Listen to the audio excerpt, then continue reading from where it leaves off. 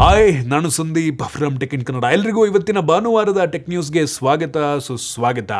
ಬನ್ನಿ ಡೈರೆಕ್ಟಾಗಿ ಇವತ್ತಿನ ಟೆಕ್ ನ್ಯೂಸನ್ನು ಶುರು ಮಾಡೋಣ. ಇವತ್ತಿನ ಮೊದಲ ಟೆಕ್ ನ್ಯೂಸ್ ಬಂದ್ಬಿಟ್ಟು ಕೌಂಟರ್ ಪಾಯಿಂಟ್ನವರು ಆಪಲ್ನವರು ನೆಕ್ಸ್ಟ್ ಲಾಂಚ್ ಮಾಡುವಂಥ ಐಫೋನ್ 18 Pro Max ಇಂದು ಬಿಲ್ ಆಫ್ ಮೆಟೀರಿಯಲ್ ಕಂಪ್ಯಾರಿಸನ್ ಮಾಡಿರುವಂಥ ಒಂದು ಚಾರ್ಟನ್ನು ಶೇರ್ ಮಾಡಿದ್ದಾರೆ.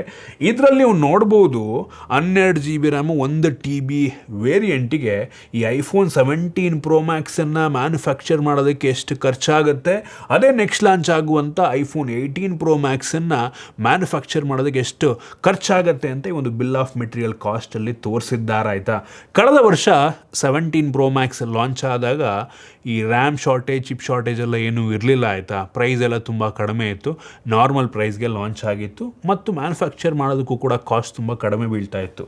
ಈ ಐಫೋನ್ 17 Pro Maxನ್ನು ಮ್ಯಾನುಫ್ಯಾಕ್ಚರ್ ಮಾಡೋದಕ್ಕೆ ಅಪ್ರಾಕ್ಸಿಮೇಟ್ಲಿ $550 ಹತ್ತತ್ರ $55,000 ಖರ್ಚಾಗುತ್ತೆ. ಆಯಿತಾ, ನೋಡ್ತಾ ಇದ್ದೀರಾ. ಅದೇ ಈ ಐಫೋನ್ 18 Pro Max ಏನು ನೆಕ್ಸ್ಟ್ ಬರುತ್ತೆ ಅದನ್ನು ಮ್ಯಾನುಫ್ಯಾಕ್ಚರ್ ಮಾಡೋದಕ್ಕೆ ಖರ್ಚು ನಿಮಗೆ ನೋಡಿದ್ರೆ ಆಶ್ಚರ್ಯ ಆಗ್ಬೋದು. ಅಪ್ರಾಕ್ಸಿಮೇಟ್ಲಿ $900 ಹತ್ತತ್ರ ಹೋಗ್ಬೋದು, $850ರಿಂದ $900. ಅಂದರೆ $85,000-90,000 ಆಪಲ್ನವ್ರಿಗೆ ಮ್ಯಾನುಫ್ಯಾಕ್ಚರ್ ಮಾಡೋದಕ್ಕೆ ಖರ್ಚಾಗುತ್ತೆ.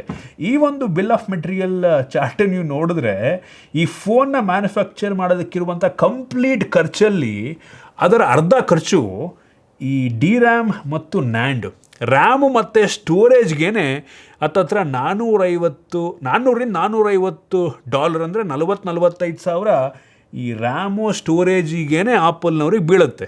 ಇದರಿಂದ ಈ ವರ್ಷ ಈ ಐಫೋನ್ 18 Pro Maxಿನ ಪ್ರೈಸು ಬರೀ 18 Pro Max ಅಲ್ಲ, 18 Pro ಯಾವುದೇ ಫೋನ್ ಲಾಂಚ್ ಆಗಲಿ ಎಲ್ಲದರ ಬೆಲೆ ತುಂಬ ಅಂದರೆ ತುಂಬ ಜಾಸ್ತಿ ಆಗುತ್ತೆ. ನಮ್ಮ ದೇಶದಲ್ಲಿ ಕೇಳಬೇಕಾ, ಅಮೇರಿಕಾದಲ್ಲಿ ಎಷ್ಟು ಜಾಸ್ತಿ ಆಗುತ್ತೋ ಅದ್ರ ಡಬ್ಬಲ್ ಜಾಸ್ತಿ ನಮ್ಮ ದೇಶದಲ್ಲಿ ಆಗುತ್ತೆ.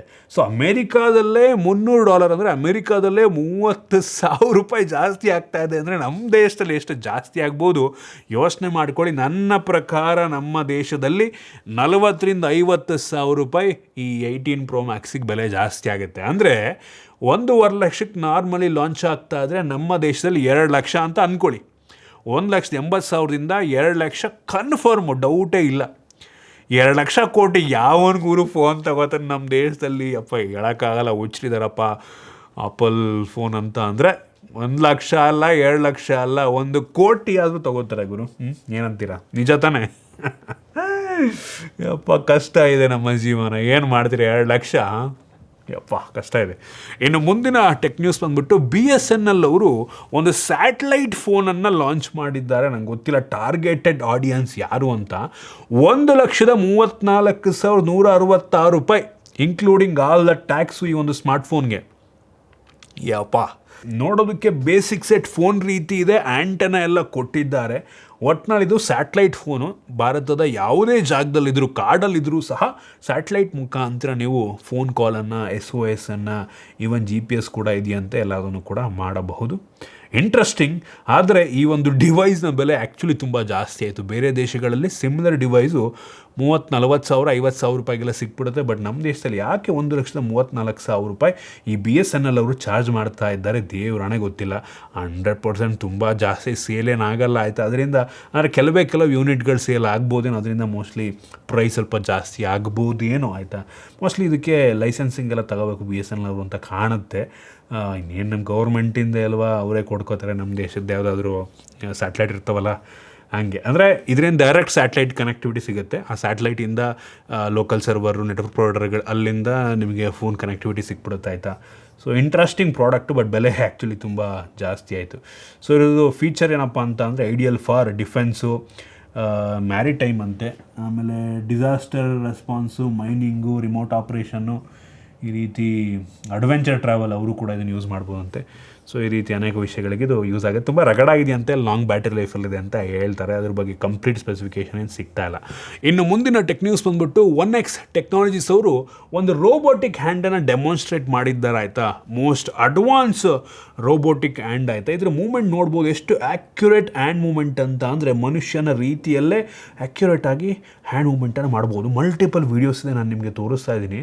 ಲಿಟ್ರಲಿ ಏನು ಫಾಸ್ಟಾಗಿ ಹ್ಯಾಂಡ್ ಮೂಮೆಂಟ್ ಆಗ್ತಾ ಇದೆ. ಜಾಯ್ ಸ್ಟಿಕ್ಕನ್ನು ಯೂಸ್ ಮಾಡ್ತಾರೆ. ಲಿಟ್ರಲಿ ಅದು ನೋಡಿದ್ರೆ ಮನುಷ್ಯನ ರೋಬೋಟ ಕೈ ಮೂವ್ಮೆಂಟ್ ಮಾಡ್ತಿರೋದು ಅನ್ನೋದೇ ಗೊತ್ತಾಗೋದಿಲ್ಲ ಆಯಿತಾ. ಜಿಪ್ಪನ್ನು ಹಾಕ್ತಿರೋದು ನೀವು ನೋಡ್ಬೋದು, ಮತ್ತು ಗ್ಲಾಸ್ ಹಿಡ್ಕೋತಾ ಇರೋದು ನೋಡ್ಬೋದು. ಲಿಟ್ರಲಿ ಮನುಷ್ಯನ ಕೈ ಅನ್ನೋ ರೀತಿ ಇದೆ ಆಯಿತಾ.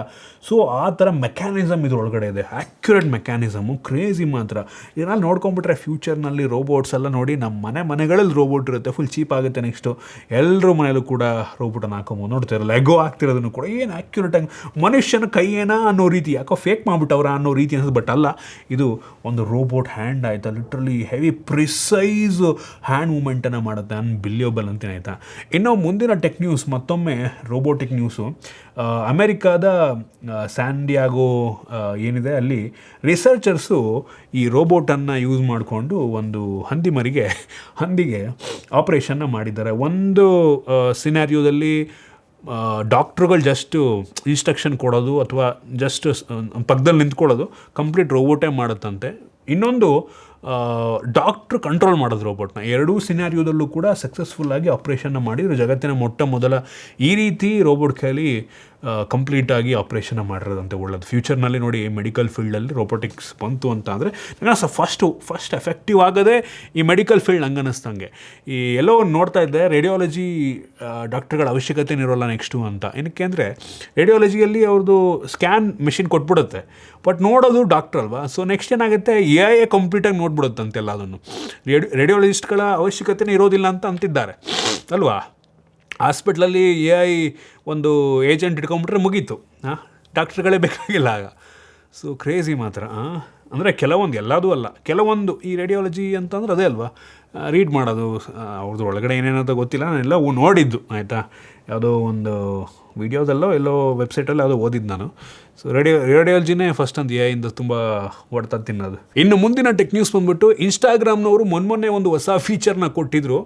ಏನಪ್ಪ ಅಂತ ಅಂದರೆ, ನಿಮ್ಮ ಇನ್ಸ್ಟಾಗ್ರಾಮ್ ಅಕೌಂಟು ಪಬ್ಲಿಕ್ ಆಗಿದ್ದರೆ ಇನ್ಸ್ಟಾಗ್ರಾಮ್ ಅವ್ರು ನಿಮ್ಮ ಪರ್ಮಿಷನ್ ಇಲ್ಲದೆ AI ಜನ್ರೇಟ್ ಮಾಡೋದಕ್ಕೆ ನಿಮ್ಮ ಫೋಟೋನ ಯೂಸ್ ಮಾಡ್ಕೋಬೋದಂತೆ. ಯೂಸ್ ಮಾಡಿಕೊಂಡು ನಿಮ್ಮನ್ನು ಟ್ಯಾಗ್ ಬೇರೆ ಮಾಡ್ತಾರಂತೆ. ತುಂಬ ಬ್ಯಾಕ್ಲ್ಯಾಶ್ ಆಯಿತು ಇದು ಬಂದಮೇಲೆ. ಅದೆಂಗೆ ಮಾಡ್ಬಿಡ್ತೀರಾ ಅಂತ ಎಲ್ಲ. ಇದೀಗ ಮೆಟಾನವರು ಈ ಒಂದು AI ಫೀಚರ್ನ ರಿಮೂವ್ ಮಾಡಿದ್ದಾರೆ, ಡಿಸ್ಕಂಟಿನ್ಯೂ ಮಾಡ್ತಾ ಇದ್ದಾರೆ. ತುಂಬ ಒಳ್ಳೆಯದು. ನೀವು ಏನೇ ಎನೇಬಲ್ ಮಾಡಿ, ಡಿಸೇಬಲ್ ಮಾಡಿ, ಡಿಸ್ಕಂಟಿನ್ಯೂ ಮಾಡಿ, ಈ ಮೆಟಾನವರು ನಿಮ್ಮ ಪರ್ಮಿಷನ್ ಇರಲಿ ಬಿಡಲಿ, ಬ್ಯಾಕ್ ಎಂಡಲ್ಲಿ ನಿಮ್ಮ ಪರ್ಮಿಷನ್ ಇಲ್ಲದೇ ಎಲ್ಲ ಫೋಟೋಸ್ಗಳನ್ನ AI ಜನ್ರೇಟ್ ಮಾಡೋದಕ್ಕೆ ತೊಗೋತಾ ಇರ್ತಾರೆ. ನಿಮ್ಮ ಪರ್ಮಿಷನೇ ಕೇಳೋದು ಅವರು. ಅನ್ಬೋದು ನಿಮಗೆ, ನಿಮ್ಮ ಪರ್ಮಿಷನ್ ಕೊಟ್ಟರೆ ತೊಗೋತೀವಿ ಅಂತ. ಎಲ್ಲ ಕಂಪ್ನಿನೂ ಅಷ್ಟೇ, ನಿಮ್ಮ ಪರ್ಮಿಷನ್ ಇಲ್ಲದೆ ಒಳಗಡೆ ಯೂಸ್ ಮಾಡ್ಕೊತಾ ಇರ್ತಾರೆ. ನಿಮಗೆ ಹೇಳಲ್ಲ ಅಷ್ಟೇ, ನಿಮ್ಮ ಎಲ್ಲ ಇನ್ಫಾರ್ಮೇಷನ್ ಅವ್ರಿಗೆ ಗೊತ್ತಿರುತ್ತೆ. ಇನ್ನು ಮುಂದಿನ ಟೆಕ್ ನ್ಯೂಸ್ ಬಂದ್ಬಿಟ್ಟು, ಚೈನಾದವರು ಸಕ್ಸಸ್ಫುಲ್ಲಾಗಿ ರಾಕೆಟ್ ಬೂಸ್ಟರ್ಗಳನ್ನು ರಿಕವರ್ ಮಾಡ್ಕೊಳ್ಳೋ ಮುಖಾಂತರ ಇದನ್ನು ಮಾಡಿರುವಂಥ ಜಗತ್ತಿನ 2ನೇ ದೇಶವಾಗಿದೆ. ಮೊದಲನೇ ದೇಶ ಅಮೇರಿಕಾ ಆಬ್ವಿಯಸ್ಲಿ. ಯಾವುದಪ್ಪ ಅಂದರೆ ಸ್ಪೇಸ್ ಎಕ್ಸ್ನವರು ರಾಕೆಟ್ ಬೂಸ್ಟರ್ನ ರಿಕವರ್ ಮಾಡ್ಕೋತಾರೆ. ಅಂದರೆ ರಾಕೆಟ್ ಲಾಂಚ್ ಮಾಡಿಬಿಟ್ಟು ಮತ್ತು ವಾಪಸ್ ಬಂದ್ಬಿಟ್ಟು ಭೂಮಿಗೆ ಲ್ಯಾಂಡ್ ಆಗುತ್ತೆ, ಅದನ್ನು ರೀಯೂಸ್ ಮಾಡ್ತಾರೆ. ಸೊ ಇದೀಗ ಚೈನಾ ಕೂಡ ಅದನ್ನೇ ಮಾಡ್ತಾ ಇದೆ, ಸಕ್ಸಸ್ಫುಲ್ಲಾಗಿ ಮಾಡಿದೆ. So crazy. ಆ ಒಂದು ಫುಟೇಜ್ನ ಕೂಡ ತೋರಿಸ್ತಾ ಇದ್ದೀನಿ. ಇನ್ನು ಮುಂದಿನ ಟೆಕ್ ನ್ಯೂಸ್ ಬಂದ್ಬಿಟ್ಟು, ನಮ್ಮ ದೇಶದ ಮೊದಲ ಹೈಡ್ರೋಜನ್ ಟ್ರೈನನ್ನು ಇದೇ ಜುಲೈ 17ನೇ ತಾರೀಕು ಇನಾಗ್ರೇಟ್ ಮಾಡ್ತಾರೆ ನಮ್ಮ ಪ್ರಧಾನಮಂತ್ರಿಗಳು. ಸೊ ಹರಿಯಾಣದ ಜಿಂದಲ್ಲಿ ಇದನ್ನು ಇನಾಗ್ರೇಟ್ ಮಾಡ್ತಾರೆ. ಈಗ ಒಂದು 2-2.5 ತಿಂಗಳಿಂದ ಟೆಸ್ಟ್ ರನ್ ಆಗ್ತಾಯಿತ್ತು, ಟೆಸ್ಟ್ ಮಾಡ್ತಾಯಿದ್ರು. ಸೊ ಅಫಿಷಿಯಲ್ ಆಗಿ ಜುಲೈ 17ನೇ ತಾರೀಕು ಬರುತ್ತೆ. ಸೊ ಈ ಒಂದು ಟ್ರೈನು ಸುಮಾರು 75 ಕಿಲೋಮೀಟ್ರಿಂದ 120 km/h ಸ್ಪೀಡಲ್ಲಿ ರನ್ ಆಗುತ್ತಂತೆ, ಹೈಡ್ರೋಜನ್ನು. ಸೊ ಒಂದು ರೀತಿ ಹೊಗೆನ ಜಾಸ್ತಿ ಬಿಡಲ್ಲ, ಪೊಲ್ಯೂಷನ್ ಸ್ವಲ್ಪ ಕಂಪ್ಯಾರಿಟಿವ್ಲಿ ಕಡಿಮೆ ಇರುತ್ತೆ. ಇನ್ನು ಮುಂದಿನ ಟೆಕ್ ನ್ಯೂಸ್ ಬಂದ್ಬಿಟ್ಟು, ನಮ್ಮ ಸರ್ಕಾರದವರು ಮೊಬೈಲ್ದು ಕೆಲವೊಂದು ಪಾರ್ಟ್ಗಳದ್ದು ಮತ್ತು ಕೆಲವೊಂದು ಎಲೆಕ್ಟ್ರಾನಿಕ್ಸ್ದೆಲ್ಲ ಇಂಪೋರ್ಟ್ ಡ್ಯೂಟಿಯನ್ನು ಸ್ವಲ್ಪ ಕಡಿಮೆ ಮಾಡಿದ್ದಾರಂತೆ. ಸೊ ಏನೋ ಅಂದರೆ 7.5% ಇಂಪೋರ್ಟ್ ಡ್ಯೂಟಿಗೇನೋ ಡೌನ್ ಮಾಡಿದಾರಂತೆ. ಸೊ ಒಳ್ಳೆಯದು. ಅದರಿಂದ ನಮ್ಮ ಕಸ್ಟಮರ್ಗಳಿಗೇನೋ ಪ್ರಾಫಿಟ್ ಆಗುತ್ತೆ ಅಂತ ಅಲ್ಲ, ಆ ಒಂದು ಪ್ರಾಫಿಟನ್ನು ಈ ಕಂಪ್ನಿಗಳೇ ತೊಗೊಂಡ್ಬಿಡ್ತಾರೆ, ನಮಗೆ ಪಾಸ್ ಆನ್ ಮಾಡಲ್ಲ ಆಯಿತಾ. ಅವ್ರಿಗೆ ಡ್ಯೂಟಿ ಕಡಿಮೆ ಆಗುತ್ತೆ, ದುಡ್ಡು ಸ್ವಲ್ಪ ಉಳಿಯುತ್ತೆ, ನಮಗೆ ಪಾಸ್ ಆನ್ ಮಾಡ್ಬೋದು. ಬಟ್ ಏನು ಮಾಡ್ತೀರಾ, ಎಲ್ಲ ಕಂಪ್ನಿನವರು ಅವ್ರಿಗೆ ಪ್ರಾಫಿಟ್ ಮಾಡಬೇಕು ಅಂದರೆ ನೋಡ್ಕೊಳ್ಳೋದು. ಸೊ ಏನು ಮಾಡೋದಕ್ಕಾಗೋದಿಲ್ಲ, ನೋಡಬೇಕು ಏನು ಮಾಡ್ತಾರೆ ಅಂತ. ಇನ್ನು ಮುಂದಿನ ಟೆಕ್ ನ್ಯೂಸ್ ಬಂದ್ಬಿಟ್ಟು, IDC ರಿಪೋರ್ಟ್ನ ಪ್ರಕಾರ Q2 2026 ಈ ವರ್ಷದ ಏಪ್ರಿಲ್, ಮೇ, ಜೂನ್ ಈ 3 ತಿಂಗಳು ಈ ಕ್ವಾರ್ಟ್ರಲ್ಲಿ ಈ ಲ್ಯಾಪ್ಟಾಪ್ಗಳದ್ದು ಸೇಲ್ಸು ಗ್ಲೋಬಲಿ ಕಿತ್ಕೊಂಡವನ್ ಆಗಿದೆ ಆಯಿತಾ. ಒಳ್ಳೇದಾಗಬೇಕು. ಜನ ಯಾರು ಲ್ಯಾಪ್ಟಾಪನ್ನು ತಗೋತಾರೆ, ಇದಕ್ಕೆ ಪ್ರೈಸ್ ಸಿಕ್ಕಾಪಟ್ಟೆ ಜಾಸ್ತಿ, ಯಾವನ್ ತಗೋತಾನೆ. ಆಗಬೇಕು, ಡಿಮ್ಯಾಂಡ್ ಕಡಿಮೆ ಆಗಬೇಕು, ಲಾಸ್ ಅನುಭವಿಸ್ಬೇಕು. ಬಟ್ ಈ ಲ್ಯಾಪ್ಟಾಪ್ ಕಂಪ್ನಿನವರು ಪಾಪ ಏನು ಮಾಡ್ತಾರೆ, ಇಲ್ಲಿ ಸ್ವಾರ್ಥಿಗಳಾಗಿರೋದು ರ್ಯಾಮು ಮತ್ತು ಸ್ಟೋರೇಜ್ ಮ್ಯಾನುಫ್ಯಾಕ್ಚರ್ ಮಾಡುವಂಥ ಕಂಪ್ನಿಗಳು. ಯಾರಪ್ಪ ಅಂದರೆ ಸ್ಯಾಮ್ಸಂಗು. ಈ ಸ್ಯಾಮ್ಸಂಗ್ ಬ್ರ್ಯಾಂಡನ್ನೆಲ್ಲ ಇಷ್ಟಪಡ್ತಿರಲ್ಲಪ್ಪ, ಇವರೇ ತಿಂತಾ ಇರೋದು ಎಲ್ಲ ದುಡ್ಡನ್ನು. ಹೆವಿ ಪ್ರಾಫಿಟ್ ಮಾಡ್ತಾವ್ರೆ ಸ್ಯಾಮ್ಸಂಗ್ನವರು. ಆಮೇಲೆ ಈ ಚಿಪ್ ಮ್ಯಾನುಫ್ಯಾಕ್ಚರ್ ಮಾಡುವಂಥ ಮೈಕ್ರಾನ್, ಇವೆಲ್ಲ ಚಿಪ್ ಮ್ಯಾನುಫ್ಯಾಕ್ಚರ್ ಮಾಡುವಂಥ ಕಂಪ್ನಿಗಳೆಲ್ಲ ಹೆವಿ ಪ್ರಾಫಿಟ್ಟು. ಸ್ವಾರ್ಥಿಗಳಾಗ್ಬಿಟ್ಟವ್ರೆ. ದುಡ್ಡು ಬರ್ತಾಯಿದೆ ಅಂತ ಅಂದರೆ ಅಯ್ಯ ತಗೋ, ಇನ್ನೂ ಕೀಳು, ಇನ್ನೂ ಕಕ್ಸಿ ಎಲ್ಲರ ಹತ್ರನೂ. ಹಿಂಗಾಗ್ಬಿಟ್ರೆ ಕಷ್ಟ ಇದೆ ಜೀವನ. ಯಪ್ಪ ದೇವ್ರೆ. ಇನ್ನು ಮುಂದಿನ ಟೆಕ್ ನ್ಯೂಸ್ ಬಂದ್ಬಿಟ್ಟು, ಕೊನೆ ಟೆಕ್ ನ್ಯೂಸು, ನುಬಿಯಾದವ್ರೇನೋ ಜಗತ್ತಿನ ಮೊಟ್ಟ ಮೊದಲ AI ಪವರ್ಡ್ ಸ್ಮಾರ್ಟ್ಫೋನ್ನ ಜುಲೈ 17ಕ್ಕೆ ಲಾಂಚ್ ಮಾಡ್ತಾರಂತೆ. ನಂಗೆ ಗೊತ್ತಿಲ್ಲ ಇದೇ ಥರ ಜಗತ್ತಿನ ಎಷ್ಟು ಮೊದಲ AI ಪವರ್ಡ್ ಸ್ಮಾರ್ಟ್ಫೋನ್ಗಳು ಆಲ್ರೆಡಿ ಲಾಂಚ್ ಆಗಿಬಿಟ್ಟವೆ ಅಂತ. ಇದೇನೋ ತುಂಬ ಸೀರಿಯಸ್ AI ಪವರ್ಡ್ ಅಂತಂದರೆ ಲೋಕಲಿ AI ಕಂಪ್ಲೀಟ್ ರನ್ ಆಗುತ್ತೆ ಅಂತ ಏನೇನೋ ಇದೆಯಂತಪ್ಪ, ಗೊತ್ತಿಲ್ಲ. ಬಂದಮೇಲೆ ನೋಡ್ಬೇಕು ಏನೇನಿದೆ ಅಂತ. ಇದಿಷ್ಟು ಇವತ್ತಿನ ಟೆಕ್ ನ್ಯೂಸ್. ಐ ಹೋಪ್ ನಿಮಗೆ ಇವತ್ತಿನ ಟೆಕ್ ನ್ಯೂಸಲ್ಲಿ ಕೆಲವೊಂದು ಹೊಸ ವಿಷಯಗಳು ತಿಳೋಕ್ಕೆ ಸಿಕ್ಕಿದೆ ಅಂತ ಅನ್ಕೋತೀನಿ. ಇಷ್ಟ ಆಗಿದ್ರೆ ಲೈಕ್ ಮಾಡಿ, ಶೇರ್ ಮಾಡಿ. ಇದೇ ರೀತಿ ನಮ್ಮ ಬೇರೆ ಬೇರೆ ವೀಡಿಯೋಗಳಿಗೆ ನಮ್ಮ tech in Kannada YouTube subscribe ಮಾಡ್ಕೊಂಡಿಲ್ಲ ಅಂದರೆ ಈಗಲೇ ಸಬ್ಸ್ಕ್ರೈಬ್ ಮಾಡ್ಕೊಳ್ಳಿ ಮತ್ತು ಬೆಲ್ ಐಕನ್ ಕೂಡ ಕ್ಲಿಕ್ ಮಾಡ್ಬೋದು. ಸಿಗೋಣ ಮತ್ತೆ ಮುಂದಿನ ವೀಡಿಯೋದಲ್ಲಿ.